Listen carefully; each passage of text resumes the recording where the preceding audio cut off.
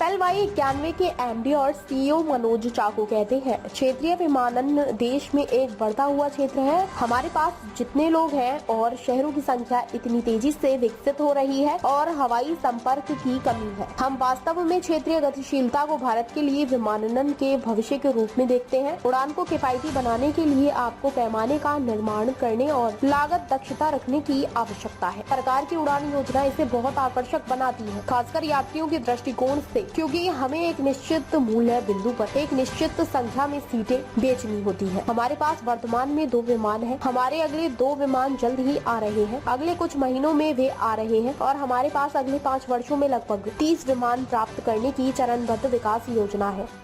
So regional aviation is a growing sector in the country, with the amount of people that we have and the number of cities that are developing so rapidly and the shortage of air connectivity, we really see regional mobility as something which is which is aviation's future as far as India is concerned. So, as the minister also said that the emphasis is to make it affordable, the flying thing, to make it affordable for every citizen across the country. How do you see this? So to make flying affordable, there are 2 things that are important. One is you need to build scale.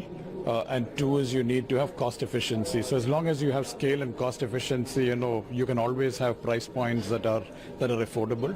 Of course, there are schemes like the government's Udan scheme that makes it very, very attractive, especially from a traveler's perspective, because we have to sell a certain number of seats at a particular price point.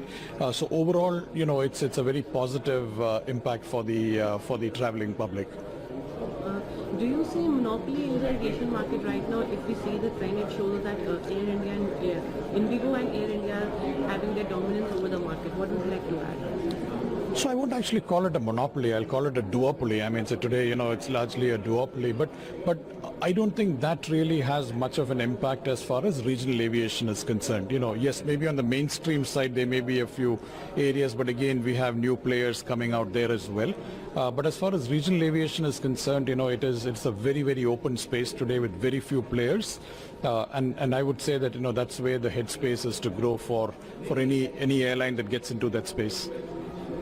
So how do you see the demand for regional regional connectivity increasing, and how will it benefit the society in a larger time? So regional connectivity actually, it just helps people travel much more quicker, faster.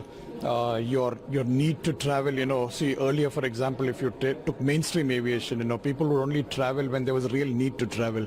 Today, travel has become a commodity product. Somebody's wedding is there, I will travel. Birthday is there, I will travel. So today, the barrier to travel has actually come down. And that's the same thing that we'll start seeing in regional aviation as well. People want to travel to visit friends, relatives, sightseeing. They want to go for festivals, occasions. So as long as connectivity is there, people will absolutely start traveling. And I think that's what we're going to see on regional as well. If I may ask about the Fly 91, are we seeing any increase in the number of aircraft or the increase in the fleet in the coming years? Yes, of course. We currently have 2 aircrafts operating. Our next 2 aircrafts are coming in shortly. In the next couple of months, they're coming.